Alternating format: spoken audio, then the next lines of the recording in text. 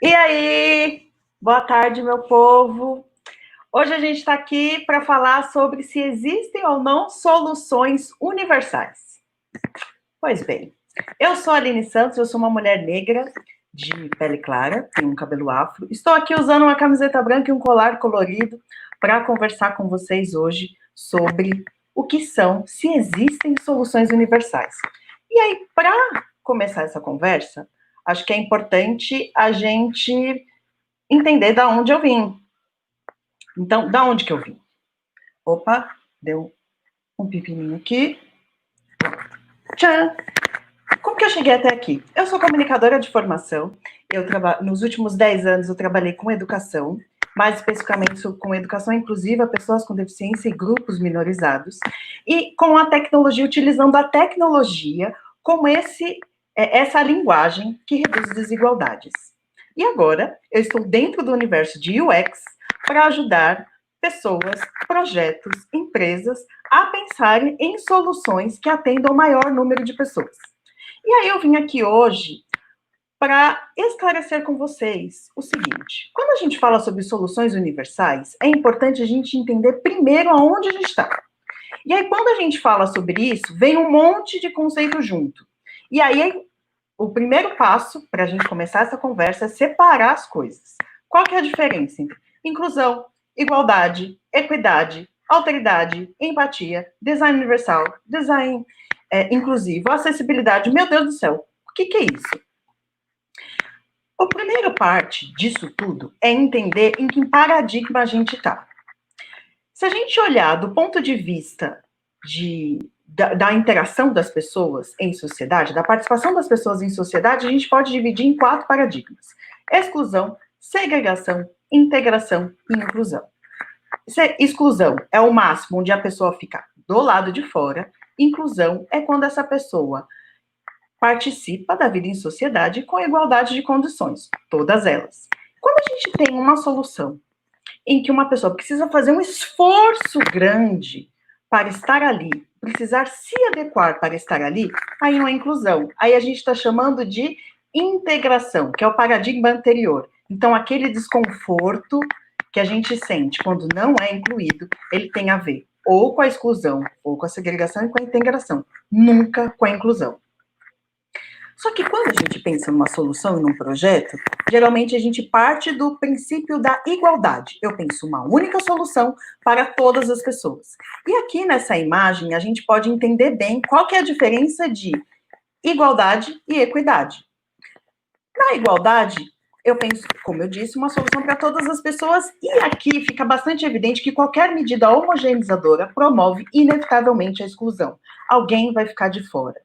E quando a gente fala do ponto de vista de equidade, é oferecer diferentes condições para garantir igualdade de participação, dessa participação da vida em sociedade. Aqui, concretamente, nessa imagem, a gente dá uma bicicletinha do tamanho da habilidade, das condições daquela pessoa. Agora, entendendo sobre qual universo que a gente está. Lá comparando conceitos, desenho universal e o desenho inclusivo. O design universal, ele nasceu lá na arquitetura e ele diz o seguinte, ele tem umas 7 princípios que vão dizer, para pensar soluções que contemplem o maior número de pessoas, eu tenho essas diretrizes. Mas dentro dessas diretrizes, eu entendo que eu não consigo atender todas, eu atendo 99%. Como Wesley Safadão ensinou pra gente do 1%, aquele 1% vagabundo, é a mesma coisa. Então, sempre tem aquele 1% que não entra. Mas, e aí? O que a gente faz com esse 1%? O design inclusivo, que é uma variação desse conceito, ele vai dizer o seguinte, é importante, ele é diferente do design universal, é importante que eu desenvolva famílias de soluções para atender uma diversidade da população. Nenhuma das duas definições admitem puxadinhos. E é isso que custa caro. Quando a gente não olha para essa diversidade das pessoas e usando o design inclusivo como inspiração, que utiliza viabilidade econômica, sustentabilidade, experiência das pessoas, impacto social, isso custa caro. Custa caro porque a gente tem que investir mais em atendimento, a gente tem que investir mais com as reclamações, a gente tem que investir mais com a degradação de algumas marcas e com a insatisfação das pessoas em relação àqueles produtos e serviços. Então, quando alguém te diz que acessibilidade, pensar o projeto para todas as pessoas sai caro, meus amigos, estamos aqui alinhando a partir dessa conversa que fica caro mesmo se a gente ignorar a existência dessa pluralidade de pessoas. Só que para pensar essas soluções universais, a gente sempre ouve duas coisas. A primeira delas é a mais popular, que é a empatia. E agora tem se falado mais sobre alteridade. Mas qual que é a diferença entre as duas? Empatia, o senso comum, né, o conhecimento mais comum, a definição mais comum é se colocar no lugar do outro. Só que lá na antropologia, a alteridade vai dizer assim, peraí, não é possível você me colocar no meu lugar, porque o que você sabe sobre mim depende do encontro comigo. Você só sabe quem é o outro a partir do encontro. Então, não tem como eu estar no seu lugar. E aí, Don Norman, que é o cara que trouxe o conceito de experiência de usuário, o desenho centrado no humano, ele vai dizer o seguinte: você precisa criar coisas ajustáveis e variáveis, mas mesmo assim, se você excluir 5 ou 10% principais, ainda poderá excluir 1 milhão de pessoas. Portanto, é importante que abordemos as reais necessidades e habilidades das pessoas. Não podemos e nem precisamos entrar na cabeça de milhões de pessoas. Apenas entender o que elas estão tentando fazer e tornar isso possível. E aí, para ir caminhando nesse entendimento de cenário, a gente tem desenho universal para aprendizagem, que ele foi inspirado no desenho universal. O desenho universal, lembra dele? É lá da arquitetura que vai dizer sobre como os espaços, as coisas podem ser acessíveis para o maior número de pessoas. E aí, dentro do desenho universal para aprendizagem, ele vai dizer assim, como que você aprende? Você aprende a partir do estímulo, diferentes estímulos. Então, a forma como as coisas são apresentadas para você, a forma como você responde a esse conhecimento e o que te faz se mobilizar a aprender é que vai garantir ou ampliar o seu potencial de aprendizagem. Então, quando eu exploro multiplicidade de linguagem, a probabilidade de eu alcançar um número maior de pessoas é maior. E aí, o que a acessibilidade tem a ver com tudo isso? A acessibilidade é sobre encurtar distâncias, é sobre acesso. Quem está excluído precisa de formas de acesso para se ver dentro. Então, vamos olhar um exemplo. Se eu tenho 2 pontos e eu construo uma ponte, o que vai dizer se a pessoa está incluída ou não é o fato dela atravessar. Então, quando a gente discute, tipo, tá, você me falou tudo isso, mas o que eu faço com tudo isso? Vamos voltar para a ponte. Eu tenho o ponto A e eu tenho o ponto B. Se a gente considerar esses conceitos que eu trouxe agora, esse risco que liga o ponto A ao ponto B é a acessibilidade, é aquilo que dá acesso. O desenho universal, o design inclusivo, o WCAG, todas as diretrizes que vocês encontram sobre acessibilidade arquitetônica, digital, metodológica e etc., é exatamente esse lápis, que ele vai dizer como essa ponte deve ser construída.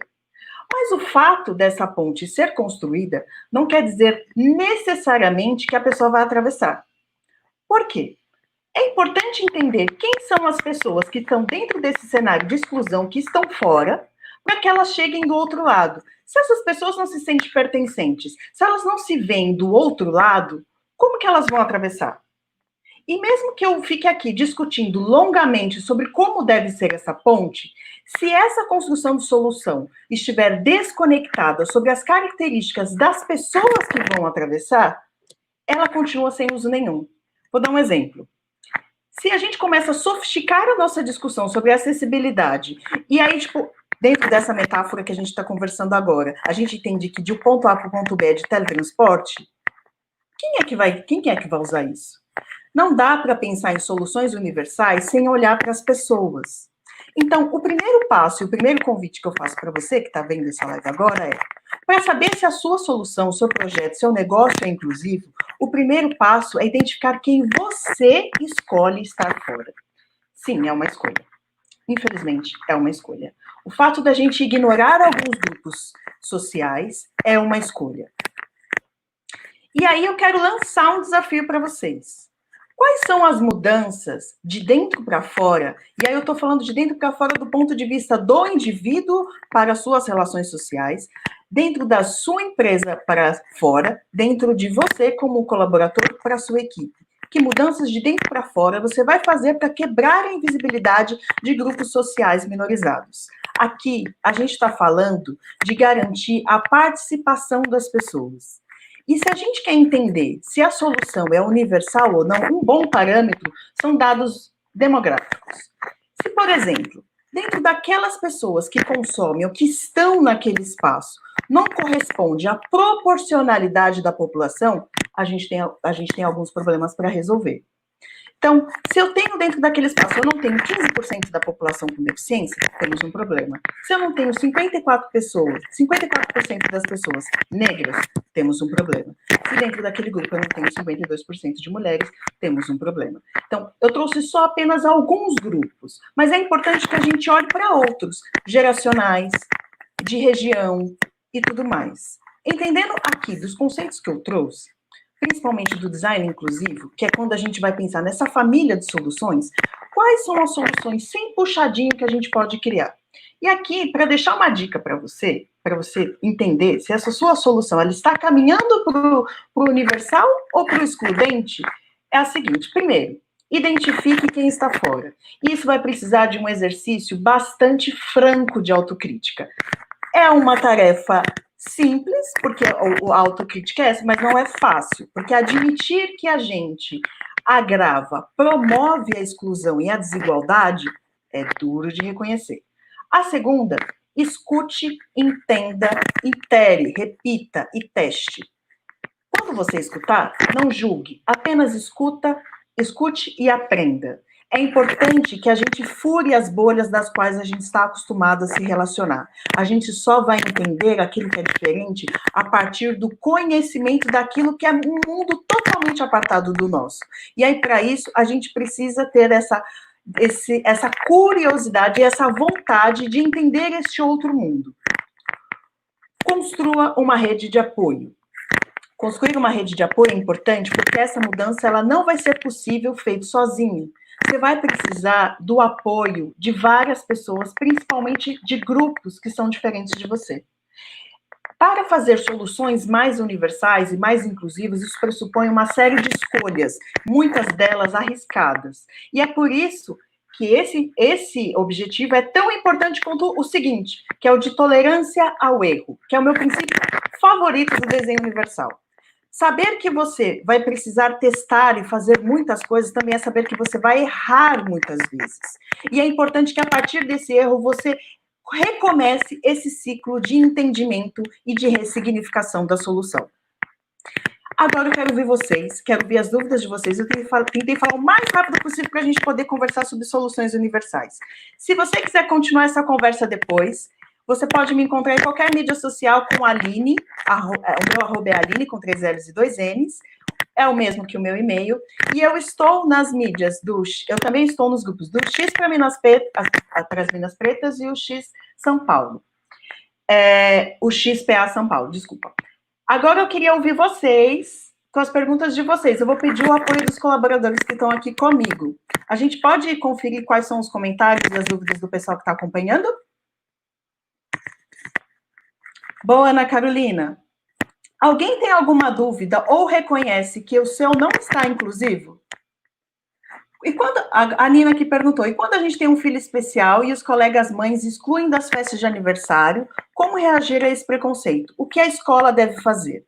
É o seguinte, qual é o papel da escola? A escola é o lugar onde a gente se encontra, é o lugar onde a gente se constitui como o indivíduo. Quando a gente fala sobre o processo de inclusão de alguém, às vezes é muito doloroso para quem passa pela situação de preconceito e às vezes é difícil para a pessoa que está do outro lado entender o que é aquilo. Porque mesmo que a gente fale sobre esse exercício de alteridade e de empatia, é difícil de entender a realidade do outro. Qual é o papel da escola? Qual que pode ser a sua sugestão? Convoque as pessoas para conversar. É importante que esses assuntos deixem de ser tabu e deixem de ser só sobre boa vontade e assistencialismo. Inclusão, acessibilidade e tudo mais que a gente está conversando aqui agora, nesse curto espaço de tempo, é importante que a gente saiba que não é só sobre boa vontade, é sobre técnica, é sobre esforço contínuo de reinvenção. Então, a minha dica para você, Nina, é converse com a escola e convoque as pessoas para conversar sobre isso. A gente tem o tempo de vida de uma criança passando e ela vivendo diariamente a exclusão. Uma educação inclusiva deveria ser pleonasmo. A gente não pode relativizar que pessoas continuem de fora. Tem mais um comentário, alguma pergunta de alguém? Muito bom, Tatiane. Sim, é de extrema importância e é bom que a gente converse sobre isso. Toda exclusão vem de um preconceito? Sim e não. Por quê? A exclusão, ela pode ser simplesmente porque a gente não considera aquele grupo. Então, por exemplo, se a gente pensa do ponto de vista lá dos 4 paradigmas que eu trouxe, quem é que fica de fora pode ser porque eu simplesmente não pensei na existência daquela pessoa. Que, por exemplo, uma pessoa idosa pode usar a minha solução. Isso quer dizer que o meu negócio tem que ser voltado para pessoas idosas? O que eu estou dizendo é, eu pensar na multiplicidade de pessoas e também as pessoas idosas, e também as pessoas com deficiência, e também os homens, e também as mulheres. Deu para entender? Então, quando a gente fala sobre quem está fora, ela parte do que a gente, dentro da psicologia, a gente chama de pactos narcísicos. A gente se conecta com as pessoas que são iguais a gente. Então, por isso que o meu convite é, quem são as pessoas que são diferentes, que vivem de uma forma muito diferente de você e que podem, a partir desse processo de investigação, passar a fazer parte. Deixa eu ver aqui.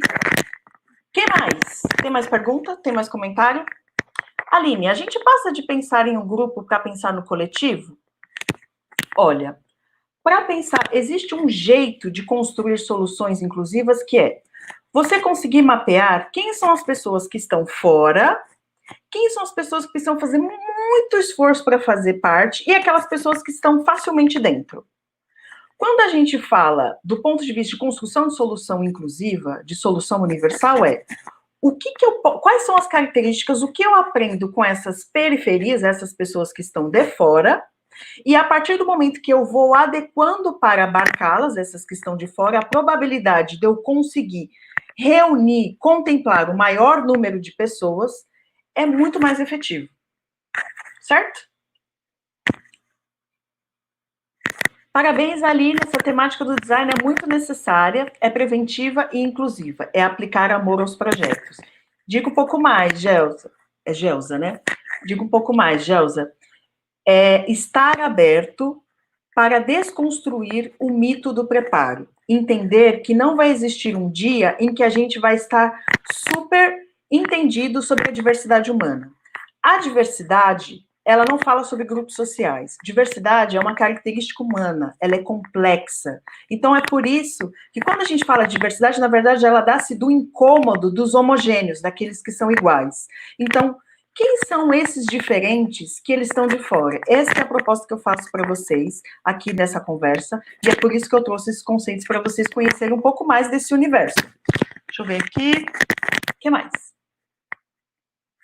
Então, Paula, nesse momento de exclusão, e olha, eu vou te contar uma coisa. O que a gente vive hoje, principalmente do contexto da pandemia, a gente está vendo uma aceleração da desigualdade. Então, aquelas pessoas que tinham alguma dificuldade de acesso a bens, serviços, de uma forma geral, da participação da vida em sociedade, hoje elas têm uma dificuldade, um esforço muito maior, e isso quando elas não ficam completamente de fora. Então, aproveitando esse momento de pandemia, e eu trouxe justamente, propositalmente, essa discussão sobre soluções digitais universais, de que forma que a gente pode alcançar mais pessoas, de que forma que a gente pode parar de relativizar a exclusão delas, de que forma que a gente consegue, dentro das possibilidades que a gente tem, reinventar constantemente para que mais delas façam parte. O que mais? Alguém tem mais uma pergunta? Você acha melhor uma criança especial ir para uma escola normal ou para uma escola que tem apenas crianças especiais, mas com profissionais que sabem lidar com isso? Nina, A escola especial, ela teve um papel histórico de visibilidade das pessoas com deficiência. Considerando a nossa visão de sociedade, da vida em sociedade, a gente não tem uma sociedade especial. Então, por isso, frequentar a escola comum é o melhor caminho para incluir essas crianças. E como eu disse que a inclusão é sobre a modificação do espaço para que essas pessoas façam parte, é importante que ela constantemente se reinvente para adequá-la, para adequar a inclusão dessa pessoa. Então, o ideal é que ela conheça pessoas diferentes, porque é só com a exposição ao desafio é que a gente aprende. É só a gente não sabia andar de bicicleta e quando a gente foi desafiado a andar, a gente aprendeu. Então, é importante essa criança conviver com pessoas diferentes dela, e não só iguais. Por isso que o ambiente da escola comum ele é melhor nesse sentido. Então, acho que é isso, gente. Eu agradeço pelas contribuições de vocês. Eu espero que eu tenha trazido referências para vocês começarem a pensar em soluções que sejam mais interessantes para os projetos de vocês, para os negócios de vocês. Vocês têm os meus contatos. Qualquer coisa, a gente pode conversar. Eu vou adorar ouvir as histórias e as descobertas de vocês. Muito obrigada.